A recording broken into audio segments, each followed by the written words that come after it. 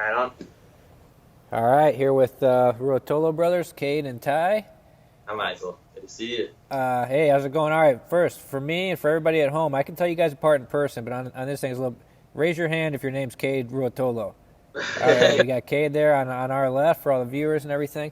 Where are you guys at right now? This is like a little training area at your house or something? We're right here in our garage, actually. We got the little mats. You can't really see too well, but we're sitting on our mats right now. Yeah, that's where all the magic happens. yeah, because you guys live up in Costa Mesa, right? But you train all the way down to San Diego. Pretty much, yeah. We live in Huntington Beach. Huntington Beach? Okay. So, like, do you guys do a lot of training? How much of your training do you do at home there, and how much do you do at Atos? So right now we're training about, like, it depends, if there's a competition coming up or whatnot. But when there's no comps, when there's just regular training, we're training in San Diego at Atos HQ. Usually about 3 times a week, Monday, Tuesday, Wednesday, and then come back home to Huntington Beach. And then we just train in here. And then train in the garage with some friends, and we have some good training partners here as well. How many times a week you guys train in the garage? Whenever we don't go to San Diego, pretty much whenever I'm not in San Diego. Yeah. Okay. All right. About 3-4 times. Exactly. You guys realize that you're pretty lucky to have somebody the same size as you that does jiu-jitsu and everything. I know. There's definitely like a portable training partner. Yeah, people like me, I've had so many times in my life where I'm like, man, I want to work on this move or I want to roll or something, but it's like you can't find anybody who wants to drill or anything. For sure. Yeah. Yes, for sure. How long you guys been training for? It's been it'll be almost 14 years. Yeah. Yeah, because man, you guys got big fast. I saw somebody shared a picture of you guys the other day from back in the day when you were little doing jiu-jitsu, and you were at Kids Pans or something. I was like, man, you guys grew up. But whenever we're in competition, especially kids comps, people come up to us like, oh my goodness, you've gotten so much bigger. It's because everyone recognizes us as little kids, in the little highlight videos. Yeah. Little orange belt. Yeah. Now you guys are fighting the big dogs. So you guys are growing fast, I know. How much are you guys weighing now these days? Because, Ty, you're about to fight Dante, who's pretty big. How much are you weighing these days? Yeah, well, our fight's at 176. Yeah. So I'm gonna for sure try and get to 176. Okay, all right. So you've grown a little bit even since ADCC, because you were 66 kilograms at ADCC. Sure. Well, that was just a ridiculous weight cut, too, for ADCC. Yeah. I had cut, but I'm walking around a little over 170 right now, so. How about you, Cade? What's your weight at these days? I'm 160, kind of on the verge of 160-ish, Okay. Yeah. A little bit smaller. Kilogram division, yeah. Yeah, I'm not sure. I might grow a lot between the next ADCC, but. Yeah, you never know. You guys are still growing. You guys might be buchecha in a couple years. You never know. Oh, it's definitely possible. Yeah. I don't know buchecha, but. Yeah, maybe Leandro Low size. So you guys got, obviously, big news. You guys got GrappleFest coming up, GrappleFest 8 coming up from Liverpool. So, Ty, you're fighting Dante Leon. We just talked about that. And Cade, you're fighting Ashley Williams, right? All right. Which fight do you guys want to talk about first? Maybe, Cade, we'll talk about your fight first. What are you thinking about this fight and this matchup? Yeah, I'm excited for this matchup. I know Ash is a super tough guy, tough competitor. It's kind of well-rounded, good guard, good passing, but I'm super excited. I think I'm going to be able to it's a 15-minute match, another thing that I like. So yeah, I don't think it's probably not going to go to the end. I definitely think it's going to be a sub. Sub only. You guys both did GrappleFest last time, right? Yeah. We did. Yep. I remember. Who got the Dars? Which one of you guys got the Dars? I finished the Dars, yeah. Okay, and then Ty, you guys both won, though, correct? Yeah, it was a while ago. I remember, yeah. So, yeah, have you watched Ashley's matches before? I know I've seen him on Kasai, some other stuff. Yeah, on a few different platforms. And, yeah, he looks tough and looks like a good scrambler, but I think, his best attributes is kind of where I excel as well. So I feel like head-to-head, I think, it's a great matchup for me, yeah. You guys like the submission-only rules? Like what? Definitely, yeah. I've grown to love that. At first, I wasn't, super fond of it coming from the IBJJF style and just growing up JF style jiu-jitsu. But now as time goes on and the more time we spend in the submission-only, the more we're loving it. And I've grown to like the sub-only a lot more than IBJJF rule set, honestly. So, yeah. What is it that you guys like more about the sub-only? It's not as strategic. It's more just kind of go for it. You know, Yeah. that's what IBJJF is. Of course, you could also still go for it, but a lot of the times in this high risk, you know, like worlds or pans, it's kind of almost impossible to not be strategic. You know what I mean? So, I just like being able to go for the sub and not go like for the not finish. having to worry about points too. Yeah. Be able to go submit, you know, and it's fine if you want to play guard. You're on top. You want to play guard, just pull guard, and you don't have to worry about giving up 2 points, you know. And if that's where you feel like you can get a submission, then you can get it from there too. So Yeah, because you guys really like to let it go. You guys like to let it fly. I know fast pace. So Ty, so you got Dante Leone. So this is a guy at ADCC. You guys were different weight classes, so he might have a little size on you. What are you thinking about this matchup?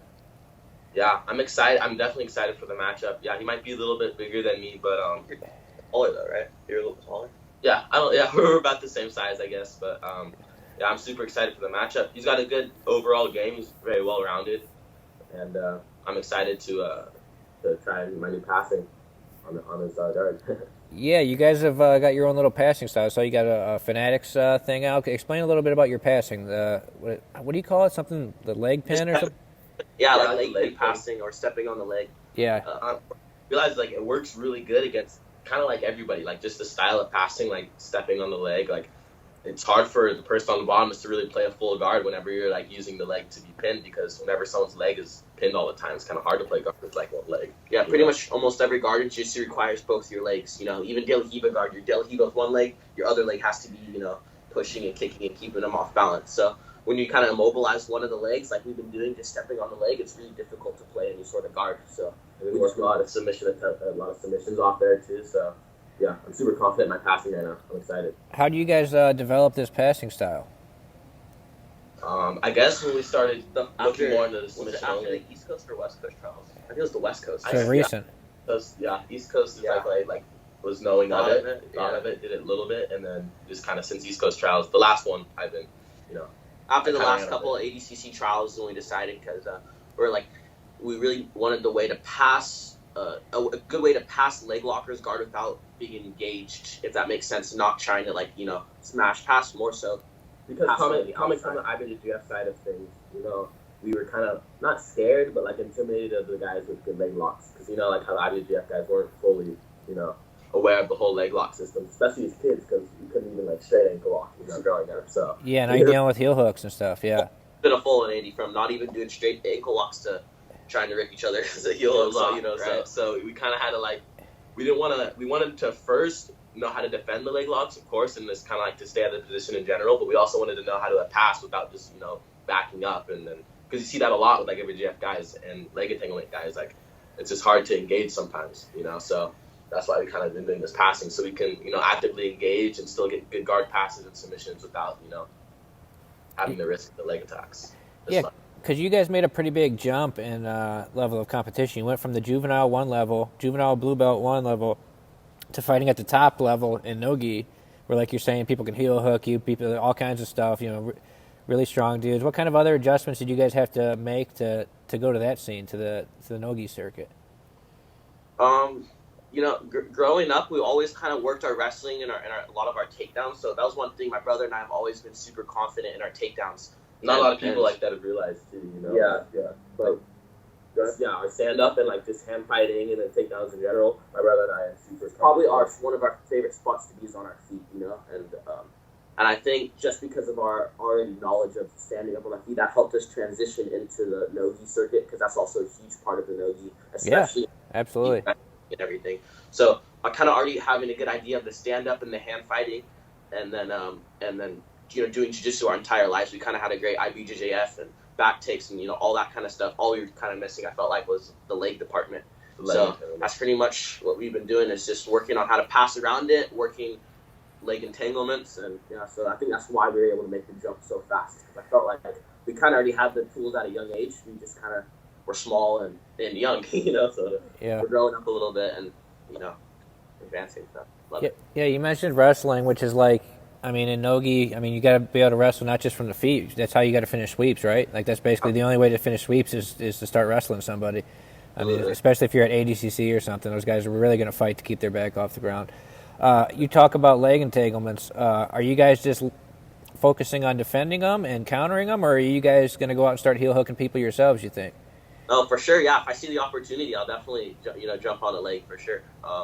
We've both been working them a lot, and especially training at a gym where there's not too many heel hookers. It's great because like I'm able to finish a lot more people too in the gym with heel hooks than I would usually. It's like a good practice. Yeah, great practice. So, I'm practicing them a lot and doing them a lot in training. So definitely gonna look forward to doing it. Getting more comfortable. I find the opportunity. Yeah. So you guys are training, your no-gi training at Atos. Obviously, it's a killer room, maybe the best in the world. A lot of good guys. Who are some of your main training partners over there? Who are the guys around your size you guys are rolling with? Yeah, Atos is such a big team, and there's so many different training partners we have there. Anyone from Ronaldo to Rolando Sampson to all those guys. There's so many killers in the room. It's hard to name them all, but yeah, there's a lot of great training partners there. So, with your guys' style, like you guys said, you have the same passing style. You guys both really like the Dars, which I mean is sort of natural because you get your long arms and everything. But have you guys always liked the same moves, or did you guys diverge at any point? Is there any moves that one of you likes than the other one? Or is your guys' style just completely the same, basically? I would say the only thing it's honestly very similar, but yeah. As far as submissions, it's one submission that we don't attack. The only difference was that like flying submissions. You never do like flying arm bars or flying triangles. And like a few years ago, that's pretty much I was always flying arm bars and flying triangles. So that was pretty much the only difference in submissions. But our games are super similar, but in a way they're different. You like ours a little bit more too than I do. Yeah. We both have our differences a little bit here and there, but it's for the most part it's pretty similar. We both like the same goals. Didn't one of you guys post a video of you getting knocked out? Yeah, Kate, that was you? Yeah, you see that? Is that why you gave up the flying game? Because you knocked yourself? Grappler's Quest way back when in Las Vegas. I was like maybe 12 or something. It was just super thin mats right on the concrete. Just not a very good setup. And then I just jumped guard, just horribly timed, and he like backed up as I jumped, and my head just hit really hard and just knocked myself out. It was actually I had a pretty bad concussion. Have you seen the movie 50 First Dates? No, I haven't seen it. Well, there's a guy in the movie where he has like memory loss, and every 10 seconds he like reintroduces himself, And that was he's like, "Where am I?" And 10 seconds later, "Where am I? What happened?" It was scary. Yeah, for like an hour straight, we were tripping. But yeah. How did your mom react when you guys or when you knocked yourself unconscious? Filming on the side of the mat, actually, she was right there for it. And as soon as she hit and just saw me like lifeless, she like just ran over. And, I was scared. I was scared too. It was just weird seeing my brother like keep on like asking what happened. I'm like, bro, like you're in a jiu-jitsu tournament, like you just got knocked out.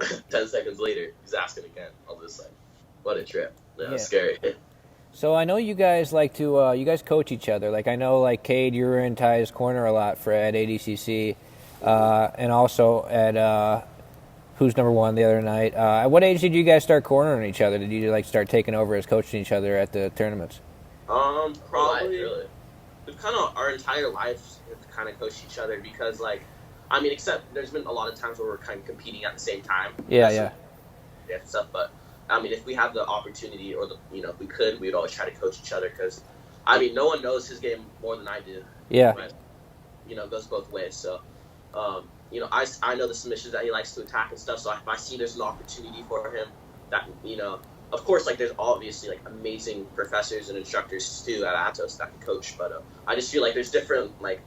I know his game, so I know what he's usually looking for, and if I see something that he can't, I can like tell him, and I know he knows. And just as like going competing too, it's just nice hearing your brothers, your voice when, cause like ADCC, like I would rather hear Nolan's voice, coaching me than my brother, because I know like he knows more than anyone. He knows my game more than anyone, so I think, and vice versa. Yeah, for sure, makes sense. I think. What do you guys do at GrappleFest? You guys just like one of you, whoever's on deck is coaching the other one, and then you switch spots, right? Happened last time, yeah. So I fought first, right? Yeah, I fought first, and then I finished my fight, and then I walked off the mat straight into the coach's chair. Just switch spots, yeah.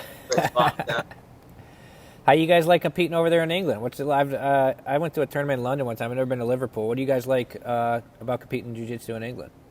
I really like Liverpool. Killer. Yeah, super cool city. Yeah, city of music, rock. Yeah, rock.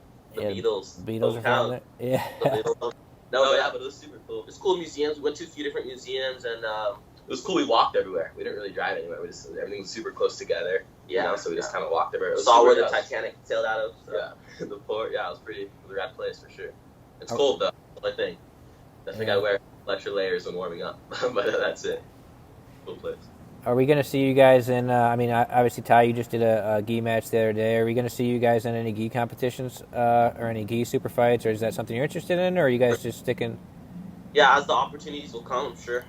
The reason we do no-gi more is because we have the opportunity to fight, the best. Yeah, yeah. Fighting, blue belt juvenile, which is, or purple belt juvenile, which is, I keep forgetting it's got purple belt, but yeah, which is cool too. But I just prefer, it's more fun, and then I just think, as far as rankings goes and everything, I just think no-gi wise, It's just more motivating. yeah, it's more motivating. I get more excited for it. But, Yeah, makes but even sense. like for fun, like that was exciting for me because that was not a purple belt match. I normally would have gotten because I'm still whatever juvenile and all that. So Yeah, if I get opportunities to fight, maybe especially like black belts or like higher level or like big names in the gi, then for sure I'd be down to do that. yeah. We're gonna be doing more Who's Number One, so definitely want to bring you guys back for that. Yeah, so you're thinking probably just because right now you're juvenile purple belt, which is like a division that basically doesn't exist. Like you can sign up, but there's nobody there. Exactly. That's why we're kind of just focusing more on the no-gi side, but Yeah. if there's a gi tournament too, that Who's Number One with a good opportunity in the gi, then for sure we'll do that too. Is the gi like? I obviously you guys want to be ADCC champs, is black belt world champ in the gi. Is that one of your major career goals as well? Absolutely, 100%. Because our goal is to be the greatest of all time, in general. So I think you gotta be the greatest in the gi and the no gi if you want to be considered like one of the GOAT. Or at least if we don't do that, then at least I'm close, right? Yeah, that's the goal. For sure the goal. So when you say you guys want to be the greatest of all time, like where do you guys see yourself at the end of your careers? Have you visualized your goals for like how many times you want to win worlds, if you want to win ADC, like what do you guys want to do? I just want to win until I can't anymore. Yeah, until I can't anymore. I just want to not lose, I guess. It makes me the greatest to not lose. So, I just want to get a little bit bigger to the point, where I can kind of fight anybody.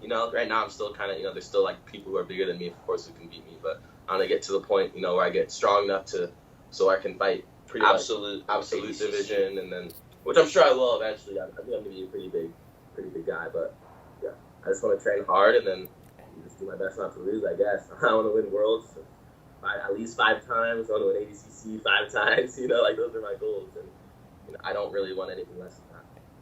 You guys lifting weights and stuff, or are you just doing a bunch of jiu-jitsu? Yeah, as I of recently we started lifting more. I think you probably should start, especially for Dante. I know he's a bigger boy. So Yeah, man. I interviewed Dante earlier today. That guy, I think he deadlifts like 600 pounds or something. You're going to go up because of very strong guy. I remember a couple months ago I was bench pressing more than I was deadlifting. I'll get there though. I'll get there. Yeah, by ADCC. So ADCC 2021, are you guys thinking you're going to be different weight classes? Because there's a little bit difference in weight and size right now. Yeah, it really honestly depends. We're gonna have to be, so yeah. No matter. Yeah, because you can't fight each other. Yeah, exactly. So one of us will for sure either cut or gain or something. But I don't know if I'm gonna do 66 or 77. How big do you think? Ty, you got to put some weight on. Yeah, it just depends how big. If I get big enough, then I'd be. Oh, whoops. Sorry, you're getting a call. Oh, there we go. Yeah, but if I get big enough, then for sure I'll do the 88 kilogram. Yeah, because you don't want to like the Meows. Joao did it once, and then Paulo did it twice because obviously they're not going to fight each other first round or whatever. So yeah, you gotta spread out somehow. So one of you guys is either going to have to eat a bunch of food, or the other one's got to cut a bunch of weight. You guys gonna have to. That's kind of how it's been. Now I'm a little bit naturally heavier, but like growing up, especially, we were always like just the same weight. So one of us would have to just move up in a weight division or something. Mm-hmm. You guys always split up your weights, even on IBJJF. You didn't like close out. You never went the same way. I mean, maybe like a few times, but growing up, we'd always, if we had the option, we'd always just move up in a division. I think that's also why we got comfortable fighting bigger people. It's because like growing up, we'd always fight maybe 1, 2, 3 divisions up, so we got comfortable fighting like people that were a lot bigger than us. Yeah, for sure. All right, let's go back a little bit to ADCC, because that was sort of that was a big deal for you. At 16, Ty, you made it to the semifinals. You were an invite, right? You didn't win the trials. You got an invite pretty late, right? How far out did you get the invite? Well, it was about a month, right? Okay. All right. I believe it was AJ's spot because he wanted to do the Ruotolo. That's right. So what were you Yeah. thinking going into that? What went through your mind when you got the invite to go to ADCC at 16 years old? What were you thinking there? You kind of had an idea, right? Because you were on the list. So. Oh, okay. I was thinking. It was a possibility, but I wasn't really, hoping for an invite. I was just, training hard, and when I got the invite, then I was like super stoked. And then it made me want to train harder than I've ever trained before. Yeah. So it motivated you. You weren't intimidated by going to that level or anything. It just motivated you to train harder and everything. Yeah, I wasn't intimidated. I was just I was excited because I knew that was like, this is my chance to really, that was like the best spot in the world, is to show, your skills, and just to show what you kind of made as a competitor. So I think the preparation was more intimidating than the actual tournament. You know what I mean? Yeah, because I knew I had a ridiculous weight cut ahead of me. Yeah. That was more intimidating. That's the first thing I had to beat was the scale. So yeah, so that's what I think the scale is the hardest competitor, honestly, right? Yeah, I ended up cutting this is 16-year-old thin Ty still. I cut 26 pounds. Jeez. Wow. Yeah. I didn't realize your cut was that extreme. I was walking around 170 before, so when I cut that much weight, it was pretty brutal. You guys are still 16, or are you 17 now? We just turned 17 2 weeks ago. Oh, okay. What did Galval say when you got the invite to ADCC? What was his reaction? What did Andre say? Yeah, he was excited for me. Yeah. Let's do this. Yeah. Yeah. Yeah, he was alongside me the whole time, just helping me train. And he was training too, of course, for Penna. So yeah, that's the thing. Cool. When you environment, when you get training camp, it's a good room to be in, but it's got to be a scary one too, because you're not just in any room. You got to be in there with Andre Galval, his legendary training for ADCC. That's going to be no joke. Got Lucas. Yeah. Got Kynan. You got all these killers. So yeah, that training room is going to be no joke. Those guys are going hard. It was one of the hardest things I've ever done, for sure. And then obviously your bracket was a little weird because you're from Atos, so there's so many of you guys you ended up fighting 2 teammates, basically. Yeah. Yeah, for sure. So Pablo is who trains with me at headquarters, who's probably considered a closer teammate to me. I've trained with Pablo a lot more, but Professor Bruno, he trains over in. He's more of a distant teammate. Okay. It's his gym. It's in Philadelphia, I want to say. I think it's somewhere on the East Coast or somewhere, but yeah, he's more of a distant teammate. But I train with Pablo probably more often. So you win the 2 matches against your teammate, and then you get to Paulo Miao, who's just you got the Kennedy. Oh yeah, you got the Kennedy first. Okay, so you make to the semifinals. You lose to Kennedy. I want to get to the Paulo match. The Kennedy one you almost got a Dars. That was a nice one. The people were really rooting for you. But then now you're fighting Paulo for 3rd place at 16. What's going through both of your guys' head? Ty as a competitor and Cade as a coaching your brother. Man, he's fighting Paulo. That had to have been a dream come true, huh? Honestly, I just couldn't keep thinking about how much he blew up in the Kennedy match. Same We thing. both have the same mindset. Wait, how did you blow it? Go back a second. How did he blow it? How did your brother blow it in the Kennedy match? Well, I feel so my brother was winning pretty much, in my opinion, of course, but the whole match it looked like you're passing and put him in different submission attempts, the Darces, Yeah, that Dars was tight. Yeah, you had a few tight Darces, and then I was like, you got this match, and I remember I was coaching him, and he had almost a single leg X type position, and I told him there's about a minute left or something like that, a minute and a half, and I told him bring the leg to 50-50. I remember you yelling that, yeah. Attack maybe some inside helix or whatever, and just kind of ride out the time. Maybe go for a sweep. In a great position to sweep, and then for whatever reason he goes for a knee bar, and kind of gives up his back, and that's when he got his back and got his back taken and got choked. I was bringing him to 50-50. After the match, he's just why did you put him in 50-50? I wasn't thinking. For sure, that was definitely probably one of the biggest mistakes I've ever made. That was that one hurt because I just knew like 30 seconds more and I could have been in the finals, you know. But you know, coming off of that match, I was definitely like bummed about that match. But then I just wanted to get prepared for the Paulo one because I know Paulo. I mean, I grew up watching him. You know, Yeah. I never thought like that I would be competing against Paulo, 16 years old. You guys, especially growing up, especially because of the whole twin thing. Did you guys look up to them even more because of that? You think? oh yeah, for sure. They're like role models to us. And then we had like the same sponsors. We were both sponsored by Show Your Roll. Yeah. And, yeah. So we even trained with them when we were like, how old were we? Like 10 or something. Yeah. They were yellow belts or something. Yeah, we're way super back young. when. So it was always one of those things like, oh look, it's Paulo. So it's definitely a trip. Watching. Next thing you know, you're fighting Paulo. You're squaring up with him. When you're walking out there on the mat and you're going to shake hands, what are you thinking? Were you just excited or were you intimidated? What are you thinking there? I wasn't intimidated. I was definitely excited. I really wanted to win. Yeah. Prize money and just to get a medal at ADCC, you know. So that's what I was going in there with the mindset that I was going to win. You know? How did it feel when you squared up with him? I mean, it seems like he's got to be an intense guy to fight. There's no quitting that guy. The first thing I noticed was the size of his ankles. Yeah, he's got big ankles. Guard. Yeah, and I went because I like my ankle grips, you know. And like the first thing I did was put my hand on his ankle. I was like, what is this? It was like a stabbing like an eye. No, I'm like, why is his ankle so thick? Scar tissue. Yeah, I don't know what it was. That is something that already got me thinking, like, well, that's weird, you know, like what's next, you know? But yeah, so then I was using a lot of the stepping on the leg on that match because, you know, with a guy like that, you know, his guard is just ridiculous. So I don't want. Yeah, you're not just going to Toriano him or something. Yeah, for sure. Yeah, exactly. So I was stepping on the leg a lot, trying to, you know, tire him out, try and pass, not let him attack too much on me. And then what happened? I think he swept me, and then. What happened? I think he pulled guard a couple times, got some penalties, and it was tied up at one point. And then, that was another mistake in that match was when I had him in the darce, he had me in a single leg, and I didn't break the grip off the single leg before spinning to go for the darce. So popped his head out, and then got the 2 for the single leg. I was like, damn. But the knee bar. Did you have any idea? I'm sure you've seen photos of it. Did you have any idea how bad it was when you were doing it? Yeah, for sure. It was a weird feeling because it was like the first time in my life, like where I tried my hardest to. I don't know. It's like you were saying, like I tried my hardest to break it because you know it's the ADCC competition. Like yeah, I think you did break it. To win, so it was like the first time in my life that I really like just put everything I had into like a submission like that, and I felt a lot of. It was gnarly. I felt like pops and. Yeah, well. It's just unfortunate for you because anybody else would have tapped to that thing. You just happened to have Paulo Miao in that third place, right? Exactly. Yeah.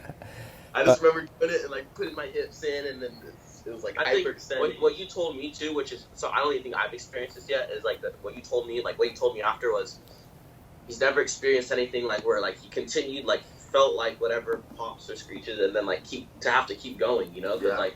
He did a tap, so like it's an odd feeling to have to keep going, you know, even after feeling that. Yeah, like where do you go from here? You already broke his leg, and then just like you're still yeah. That's yeah, that doesn't happen very often in the juvenile 1 division.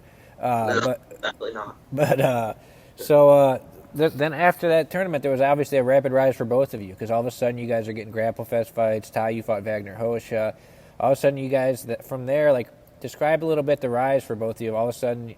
You guys are getting super fight offers and everything. You guys are fighting the top 5 no-gi guys in the world and stuff. Like, just describe the last, 6 months or so about how that went for you guys.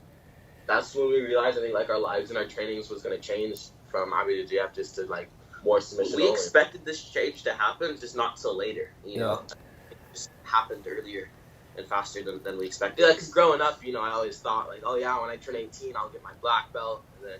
19, I'll win black belt worlds or whatever, and then maybe people will start to realize, like, see my name or whatever. But I didn't realize, like, from the young age, like, when we were like only 16, like, we could do it in no-gi, and then we could, fight the best in no-gi and still, get, credit for it. Yeah, credit. Is there any? I'll ask you guys now one by one. I'll start with you, Cade. What are some? Obviously, you have Ashley Williams and you have Dante this coming up. I'm sure you're not looking past them, but is there any like dream matchups out there for you guys that you would like to have? I'll start with you, Cade.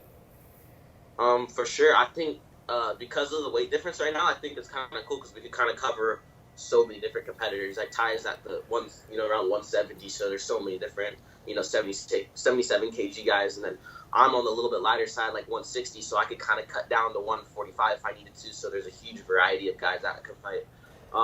Really, I like what you guys are doing at the rankings, and anyone that's high up in the rankings, or just to really do anything to keep me rising to the rankings. Who's up there? There's so many good guys. Kennedy, maybe Joao would be a cool one. I could see Joao being cool for you. Yeah, Because your brother already fought Paulo, so you could go fight the other twin. Cool matchup for sure. Joao, Kennedy. There's so many different guys. Pretty much all the guys in the top 10, top 20. Yeah, that 66 kilogram class is crazy. I mean, I think Tanquinho, I don't think he's going to fight very much. He'll probably maybe just do ADCC, but who else is up there? Kennedy, Nicky Ryan. Yeah, another awesome. Yeah, both the Meows. What about you, Ty? You're a little bigger than those guys now. What are some matchups that you think would be cool? Yeah, I'm a little bit bigger. I wanna kind of really get ranked in the 77 kilogram division, and maybe like the pound for pound. That's like my goal. I wanna maybe Lachlan Giles. Lachlan would be a cool one, man. Like go against Lachlan, who doesn't want to go against Lachlan right now? He's got so that's for sure one. And then you got to watch your legs with that guy. That'll be a good test for you. Yeah. For sure, it'll be a good test for the passing, right? Yeah. Azaki would be a fun match. I don't know. He just seems like he has an aggressive style. Yeah, for sure. Kanuto would be fun. Hanato would be a cool one. Hanato Kanuto would be a really cool one for you. You and Hanato would be an exciting matchup. Yeah, definitely. Any of the top 77 kilogram guys, I really want to go against. It'd also be cool. Maybe a cool idea somebody could do. If maybe you could do a Paulo rematch when he gets back and do both of you guys. Do Meows versus Ruotolos on a card. That would be awesome. That would be pretty sick. Yeah, that'd be awesome. So what do you guys do besides jiu-jitsu? You guys got any other hobbies or sports that you guys are into or what?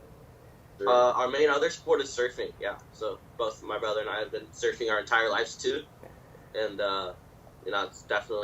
it's right up there with jiu-jitsu as far as love for the sport. It's I love surfing pretty much equally as compared to jiu-jitsu. So surfing and jiu-jitsu is the main sports for us. Are you guys as good at surfing as you are at jiu-jitsu? No, definitely not as good as jiu-jitsu. But maybe white belt 4 stripes and not blue belt. White belt, you've been doing it for 12 years. You got to be better than white belt 4 stripes. Yeah, I don't know. You're sandbagging. You're sandbagging yourself here. Maybe a little. Yeah. How often do you guys get out there and surf? A couple times a week. Yeah, it just depends. The hopes is because if you're just in the gym all day long, all week long, then I don't know about other people, but for me, I can get burnt out if I'm training 6 hours a day and I'm just doing that every single day. Yeah. Surfing, I think out on the water is pretty much the only place where I can totally block jiu-jitsu out of my mind, and just not think about jiu-jitsu. It's the last thing that's on my mind, so I think that's why we love it so much. It's just kind of an escape. Yeah. It's a good workout too. I mean, I'm from Illinois. There's no surfing where I'm from, but I was in Northern California one time. I just tried it with my friend, and man, it's a good workout. Just going swimming. I really understand. I've taken a lot of jiu-jitsu guys, like talented jiu-jitsu guys surfing, and it's a totally different cardio. Yeah, it's something you're not used to. I honestly think surfing is also helps our jiu-jitsu a lot. It's a huge attribute to our surfing. To our jiu-jitsu. Which the strength, I feel every time you paddle, it's a little 2-pound weight attached to you, So your shoulders get really strong and your cardio gets amazing. So I think surfing is definitely a great workout for jiu-jitsu. Well, there's a history of jiu-jitsu guys being great surfers, great jiu-jitsu guys being surfers as well. I mean, we're down there. They're making a film about Buchecha right now, and he's down there surfing. I think he surfs a lot. I think Hickson Gracie was a big surfer. I think a lot of these guys, yeah. All into it. Yeah, there's Ponza. There's a lot of guys. Kelly Slater loves jiu-jitsu, so it goes both ways. Gorilla Hands. There's G Page. Yeah, there's a bunch of guys. Yeah. How did you guys get hooked? Because you guys are with Ruka too, right? Yeah. With Ruka and Shoyu. How do you guys get hooked up with these brands, like with Ruka and Shoyu? How do you guys originally get? How long you guys been with them for? We've been with them for a while. I think since I was 10, so around 7 years we've been with them. Yeah, Pat reached out to us when we we were still sponsored by an older company called Moscova, and then yeah, we were 10, and they reached out to us, and they were like, yeah, you wanna come on the team? We'd like to sponsor you guys, and we were like, oh hell yeah, Ruka, we were super stoked. So, and I think Shoyu Roll was a little bit same story. about the same thing, a little bit 1 year before, I want to say. Yeah. 1 year before. We were just so we were like 9 when we were sponsored by Show Hero. Yep. And the same thing. Yeah, Barry reached out to us, and we were like, yeah, we'd love to. Yeah. Been very blessed with these opportunities for sure. I'm not surprised Bear found you guys. That guy knows a lot about jiu-jitsu. He's a friend of mine. I host a podcast with him every week. I saw by the way. Yeah. Yeah, it's pretty funny. But what are some, like, personality-wise? We talked about your jiu-jitsu. You guys are very similar. You guys got any differences personality-wise? Yeah, for sure. I mean, as much as I hate to admit it, we're pretty similar. Like we're pretty close. I mean, you're more social than I am. Am I? Yeah, definitely. I feel like after ADCC camp, and then like the ADCC just kind of turned me into more an anti-social training machine. And then, no, I'm kidding. I think Kate's a little more social. No, I'm kidding. But yeah, that's just about it. Yeah, we're pretty similar. So, like, all right, let's go back to the GrappleFest. So, I'll start with you, Kate. What do you think fans can expect out of this fight with Ashley Williams? And what are you expecting? What do you think the fans that are tuning in can expect from this fight? Yeah, I'm expecting a tough Ash, and I think that the fans are going to see a sick fight. I think there's going to be lots of movement. I don't think it's going to be a very slow fight. And I definitely think there's going to be a submission for sure. I don't think it's going to go the entire 15 minutes. And then hopefully, the submission's going to be in my favor. Is that something you're always? I mean, is submission really important to you? Like, for the most part, yeah. I love being able to finish my opponents. I think it's the most satisfying feeling to be able to finish the match. And that's kind of like what I'm always looking for. So yeah, I think especially in the 15-minute, no points submission only rule set. That's a lot of time. Yeah, that's a lot of time. So a lot of opportunities to throw that Darce up. Exactly, lots of opportunities, and I think like my cardio, and I'm be able to put the pace and probably eventually break him within the 15 minutes, and then finish him from there. That's both we're competing, especially with I feel like longer matches are better for us, just in general too, because we don't really tire as well, and I think we just do a good job. Yeah, it's my favorite rule set is sub only. If there was unlimited time, I'd love it. Sub only, no time limit. That's your ultimate rule set. Yeah. All right, Ty, what are you expecting out of this Dante match, and what do you think fans can expect watching at home? I think it's going to be a very exciting match. I'm expecting, a strong, tough Dante, and I think the first 5 minutes is going to be the hardest, and then maybe the next 5 might get a little bit easier, and then the last 5 hopefully I'll be able to break him and then hopefully submit him. But I'm always looking for the submission too. If I get the submission, that's like my goal. And I'm just excited to throw a big variety of my game at him.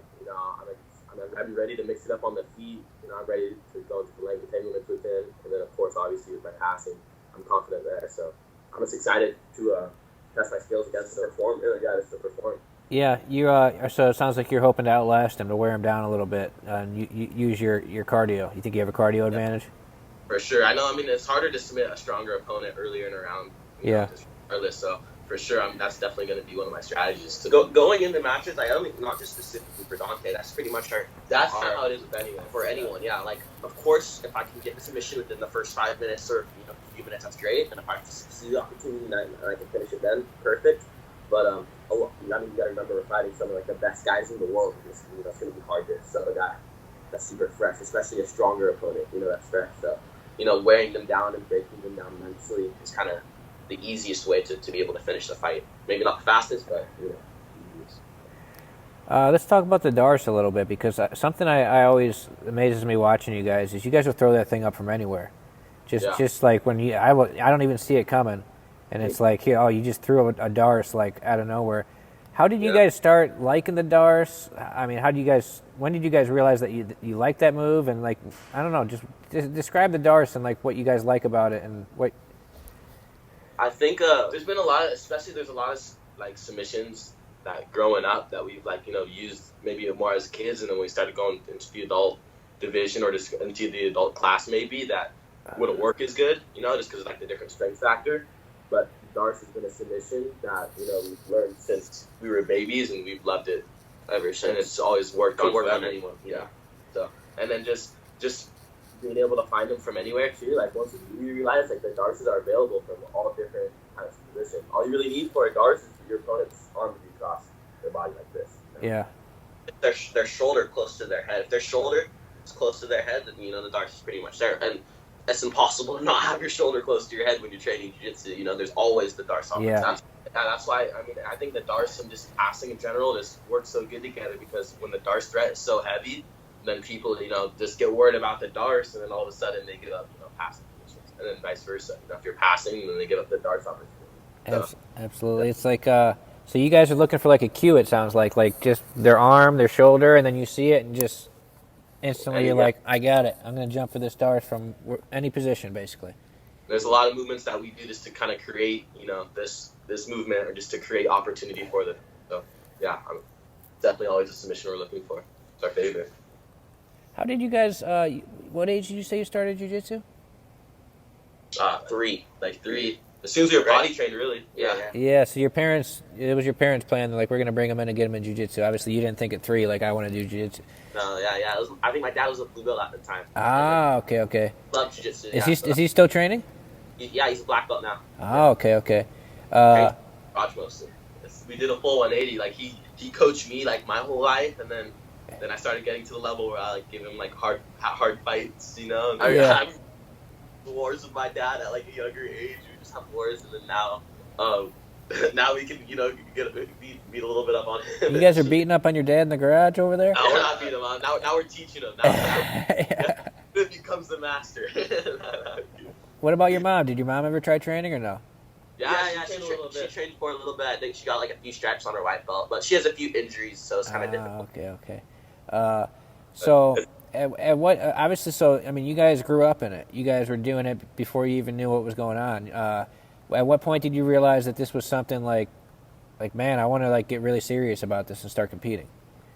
Probably at a super young age, honestly. Like around 5, 6, 7. We started training about 3.5, and then by 4 we already doing our first competition. I think we won our first competition, and we've always been super competitive, and especially because I think even winning our first competition is kind of set the standard to winning. And whenever we lose, we wouldn't be happy. So just from a young age, we just kind of super competitive. Super competitive, and just always wanted to win. So I think that's kind of it was really just started kind of when we started jiu-jitsu. When I started competing, so we just kind of wanted to really take it serious. Because there's always been a lot of competitions in Southern California. Do you guys just used to do a ton of tournaments when you were kids, or what? Every weekend. Every other weekend or every other weekend we'd be competing, and usually always against bigger kids. And even if we had kids in our own division, a lot of the times my parents would sign me up in a higher division just to get used to fighting big kids. Yeah. And so but always kids be a whole head taller than me. I remember one time, I think how old you were probably he was maybe 10. My mom put him in the 12-year-old over 105 division. He must have weighed 80 pounds, right? And my mom was like, how many 12-year-olds are going to be over 105? Yeah. Right? And he walks out with his division, and then these 5 kids who are weighing probably 145. As big as I weigh now. Yeah, pretty much as big as he is now. Yeah, 150 pounds. What are you Mom? You're Mom, what are you doing? Why you making me... I didn't know they were in my division, so the ring coordinator called every single one of our names. I'm division? I was go on your in. It was sick, but he ended up winning that division, played inverted guard, and he got smashed. He won. It was crazy. So if you guys were fighting that often, every weekend or every other weekend, since you were 5, 6, I mean, you guys, how many matches do you think you've had in your life? Probably 1,000 matches or something. Yeah, probably minimum. Something crazy. Yeah. I mean, how many medals do we have? We have I think 300 gold medals. Over 300. Then we stopped counting, and I don't know where they are. But we've been competing our whole life, so yeah, we've probably had a ridiculous amount of matches. Yeah, I don't know where you would even keep all those things, 300 gold medals. But somewhere throughout the house. Yeah, so I mean, it makes a lot of sense why you guys want to be fighting these black belts and the best guys in the world. Then, because I mean, you've been doing it for so long that I mean, you're ready for it. You probably got more competition experience than a lot of these high-level guys. For sure, absolutely, yeah, for sure. What about Galvao? How's Andre? I mean, obviously you're training under the best ADCC competitor of all time, multiple-time IBJJF black belt world champion, the gi. How does he influence your guys' jiu-jitsu in your career training under him?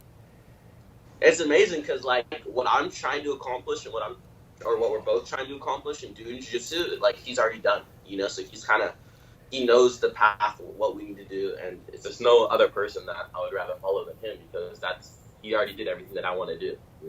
He's pretty much the only person to do what I want to do. So he's the hero. You know what I mean? this emoji, right? Yeah, there you go. It's a perfect fit. And obviously a great coach. I mean, you look at everybody, like we've said several times already on this, everybody in that room. I mean, when you go there, it's pretty crazy. There's just a whole bunch of world-class guys. So much talent. All right, cool. All right, well, I think this is probably good, man. Thank you guys very much. Do you guys have anything else lined up besides the March 29th GrappleFest 8? Do you have anything else official yet or no? Nothing officially, tied down, but definitely we're gonna, after the GrappleFest, we'll stay busy and Doing a lot of seminars. Yeah, we have a few seminars coming up and stuff, but definitely gonna continue keep the ball rolling after GrappleFest with some super fights. Doing seminars where? We have a seminar in Indiana. Corral Martial Arts. At Corral Martial Arts. Okay, yeah. I know where they are. Canada, I believe. I'd have to look more into that. You guys like teaching? You guys like teaching seminars and stuff? Like, how are you liking that? Yeah, we've been doing it since we were like 10. We started teaching private since we were like 10, so we've been teaching for what, like 7 years already, so yeah. Is that a thing one day you think you guys are going to have your own gym somewhere? Is that in the plans? Yeah, I think I'm going to open up my own gym. It's kind of like just a thought right now, but I kind of want to do something more of a smaller gym. I think a gym is a huge commitment, you know what I mean? It's especially for, like to have a huge gym is a huge commitment and kind of have to be there all the time. Yeah. I don't that kind of commitment when I'm older, so maybe like way down the line, I'll have like a smaller gym, hopefully. That's the goal. You know what? Now that I'm thinking about it, something else I want to touch on. You guys are just turned 17. What year in high school are you guys? Yeah. So it's kind of confusing because technically we would be our junior year. Yeah. What we doubled up our classes, so now we're basically graduating this year. Are you guys homeschooled? Is that how you're doing it? Homeschooled. How long have you been homeschooled for? Since like 3rd grade. Oh, okay. What did you do that like for your jiu-jitsu career, basically, like so you can? Yeah. Mainly for our jiu-jitsu career. I think especially when we started training the adult class too, because that's like adult class are in the morning sometimes. And yeah. School's in the morning too, so I think that's kind of when we started to, right when school was hindering the jiu-jitsu a little bit. We figured, flip it. Jiu-jitsu in the morning, at night. So how do you guys balance your? This is something that not the other competitors aren't dealing with. How do you guys balance your school life and your jiu-jitsu training? Like, how do you work that time out? Yeah, so basically, most of our classes are in the morning. Usually, we train in the morning, so we'll just go train, drive down to San Diego in the morning, train all our classes, and then afterwards, when we get back home, we'll do all our online school. All of our classes are online. Online? Yeah. We don't train 10 hours a day like some of these guys are doing. Like we train in the morning, we train our classes, and then maybe we'll work out later, but we're not training all day long. That's not really sustainable for us, at least. We can't do that all day long every single day. Are you guys? So you guys got a few months left. Are you guys looking forward to be done with it, or are you guys going to go the college route? What are you guys thinking? So I'm thinking maybe take a sort of business course or something, just to eventually, when I open up my school, I think it'd be a handy thing to know. But I'm definitely excited to kind of fully put all my attention into jiu-jitsu and travel. Yeah, I'm just gonna take like one online college course. That way, I'm just not done with school completely. I was thinking about taking a gap year, but I hear it's like hard to come back after taking like a gap year to come back to school. So maybe just one online course and then one online business course, and then just fully focus on training, of course. Are you guys thinking about staying in jiu-jitsu, or are you thinking about going like the MMA route eventually, or anything? Is that something that's crossed your guys' mind? It's something that's crossed my mind. I definitely, even if I don't like fully pursue MMA, I definitely want to do a few MMA fights. I think I personally, I don't know about you, but I love MMA. We both, I think, what was it? We've probably been, we both off and on like our whole life. Yeah, off and on, like we've been striking for like 6 years, so. I keep seeing when Ty took the Who's Number One match, and then you're making posts about it.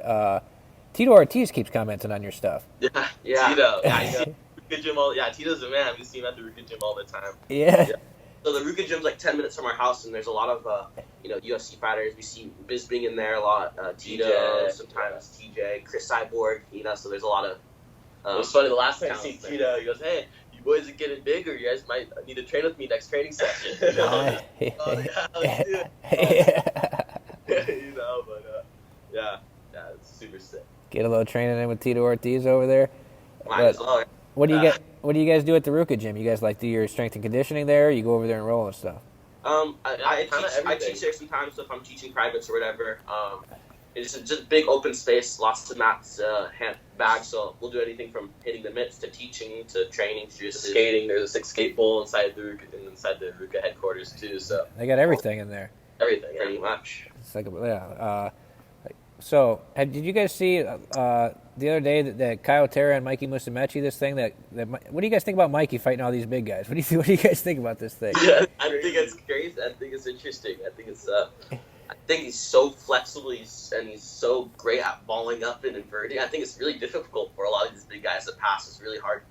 His guard attention. His guard attention is so amazing. He just balls up and it's so hard to pass. So yeah, I don't know if anybody's going to pass on him. I think it's gonna be. Really I think if anyone's gonna pass, it's not gonna be like a bigger guy. I think it's gonna be someone who can technically get past his guard. Like Lucas Lepre or something. Lepre or. Yeah. Honestly, I just want to see it. I just want to see it. I don't even know what to say on it. I just want to watch it happen. Yeah, well, that'll be coming next month, and hopefully we get you guys on some stuff soon. Looking forward to seeing you guys at GrappleFest. Looking forward to see you guys in a whole bunch more match. Hopefully, eventually we get this. I really like the idea of this Meows versus Ruotolo brothers 2 matches thing. I think that'd be really cool. All right, Cade and Ty, thank you guys very much. This is the second episode of my show. I had Dante on earlier. I think Michael Sears show, episode 2. You guys are my second guest. Thank you, Michael. Appreciate it. Pleasure. Thank you guys very much, man. I'll talk to you later. Thanks. Sounds good.